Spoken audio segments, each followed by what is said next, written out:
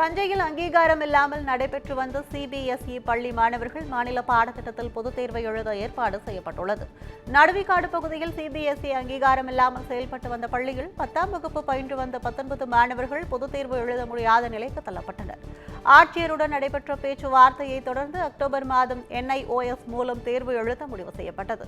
மாணவர்களின் எதிர்காலத்தை கருத்தில் கொண்டு பெற்றோர்களின் கோரிக்கையை ஏற்று மாநில பாடத்திட்டத்தில் தேர்வு எழுத தற்போது மாவட்ட நிர்வாகம் சார்பில் ஏற்பாடு செய்துள்ளது. திருவள்ளூர் மாவட்டம் பத்தியால்பேட்டை பகுதியில் நெடுஞ்சாலைத்துறைக்கு சொந்தமான இடத்தில் கட்டப்பட்டிருந்த தாவேக மாவட்ட அலுவலகம் இடித்து அகற்றப்பட்டுள்ளது. திருவள்ளூர் காக்கலூர் சிக்னல் அருகே பத்தியால்பேட்டை பகுதியில் நெடுஞ்சாலைத்துறைக்கு சொந்தமான இடத்தை ஆக்கிரமிப்பு செய்து கடைகள், வீடுகள் கட்டப்பட்டுள்ளன.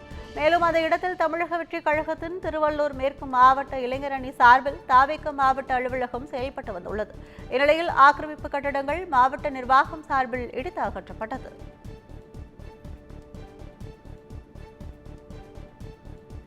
வேலூரில் தனியார் மருத்துவமனை பெண் மருத்துவர் பாலியல் வன்கொடுமை செய்யப்பட்ட வழக்கில் சிறார் ஒருவருக்கு 20 ஆண்டுகள் சிறை தண்டனை விதிக்கப்பட்டுள்ளது. கடந்த 2022ஆம் ஆண்டு மார்ச் 16ஆம் தேதி வேலூரில் தனியார் மருத்துவமனையில் பணியாற்றி வந்த பெண் மருத்துவர் ஆட்டோவில் கடத்தி சென்று கூட்டு பாலியல் வன்கொடுமை செய்யப்பட்ட சம்பவம் பெரும் பரபரப்பை ஏற்படுத்தியது. இவ்வழக்கில் தொடர்புடைய 4 பேருக்கு ஏற்கனவே தலா 20 ஆண்டுகள் சிறை மற்றும் 25,000 அபராதம் விதிக்கப்பட்டது. இந்நிலையில் 5வது நபரான 17 வயது சிறுவனுக்கு தற்போது 20 ஆண்டுகள் சிறையும் 23,000 அபராதமும் விதித்து வேலூர் மகளிர் விரைவு நீதிமன்றம் உத்தரவிட்டுள்ளது. திருச்சி மாவட்டம் ஸ்ரீரங்கம் அருகே 6 வயது சிறுமிக்கு பாலியல் தொல்லை அளித்த வழக்கில் அரசு பள்ளி ஆசிரியர் கைது செய்யப்பட்டுள்ளார். போதாவூர் பகுதியில் உள்ள அரசு பள்ளியில் பணியாற்றும் ஆசிரியர் ஜெயராஜ் சூசைநாதன் என்பவர் அதே பள்ளியில் பயிலும் 2ஆம் வகுப்பு மாணவிக்கு பாலியல் தொல்லை அளித்ததாக கூறப்படுகிறது.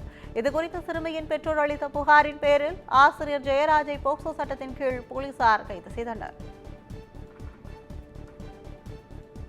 கோவைக்கு வரும் மத்திய உள்துறை அமைச்சர் அமித்ஷாவுக்கு எதிராக கருப்பு கொடி போராட்டம் நடத்த 20க்கும் மேற்பட்ட அமைப்புகள் முடிவு செய்துள்ளன. கோவையில் வரும் 25 மற்றும் 26ஆம் தேதிகளில் ஈஷா யோகா மையத்தில் நடைபெறவுள்ள சிவராத்திரி நிகழ்வில் மத்திய உள்துறை அமைச்சர் அமித்ஷா பங்கேற்க உள்ளார். இதற்கு வருகை தரும் அமித்ஷாவுக்கு எதிராக கருப்பு கொடி போராட்டம் நடத்த இருப்பதாக பெரியாரிய கம்யூனிஸ்ட் உள்பட 20க்கும் மேற்பட்ட அமைப்புகள் தெரிவித்துள்ளன. சமீபத்தில் தாக்கல் செய்யப்பட்ட மத்திய பட்ஜெட்டில் தமிழ்நாடு புறக்கணிக்கப்பட்டது, தமிழ்நாட்டு கல்வி நிதியை நிறுத்தி வைத்துள்ளது மற்றும் அம்பேத்கர் குறித்த சர்ச்சை பேச்சுக்கு கண்டனம் தெரிவிக்கும் வகையில் கருப்பு கொடி போராட்டம் நடைபெறும் எனவும் கூறப்பட்டுள்ளது. புதுவண்ணாரப்பேட்டையில் வீட்டில் உறங்கிக் கொண்டிருந்த கூலி தொழிலாளி மர்மமான முறையில் மரணம் அடைந்தது குறித்து போலீசார் விசாரணை மேற்கொண்டுள்ளனர். வீரராகவன் தெருவில் வசித்து வந்த கோபி கிருஷ்ணன் என்பவர் தனியாக உறங்கிக் கொண்டிருந்த நிலையில் காலையில் உயிரிழந்து கிடந்துள்ளார். தகவலின் பேரில் புதுவண்ணாரப்பேட்டை போலீசார் உடலை கைப்பற்றி ஸ்டான்லி அரசு மருத்துவமனைக்கு பிரேத பரிசோதனைக்கு அனுப்பி வைத்தனர். முதல் கட்ட விசாரணையில் கோபி கிருஷ்ணன் மதுபோதையில் இருந்தது தெரியவந்துள்ளது.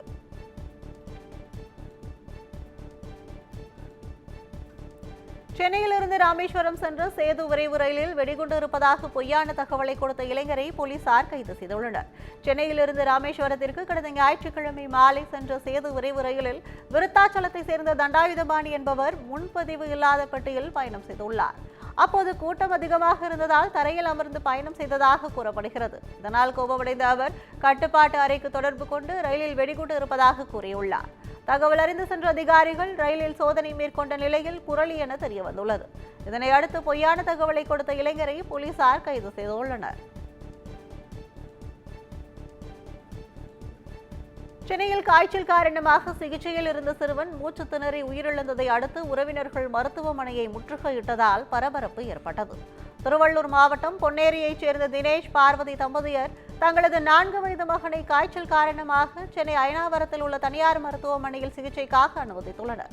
அப்போதும் சிறுவனுக்கு திடீரென மூச்சு திணறல் ஏற்பட்டு சிறிது நேரத்தில் உயிரிழந்துள்ளார்.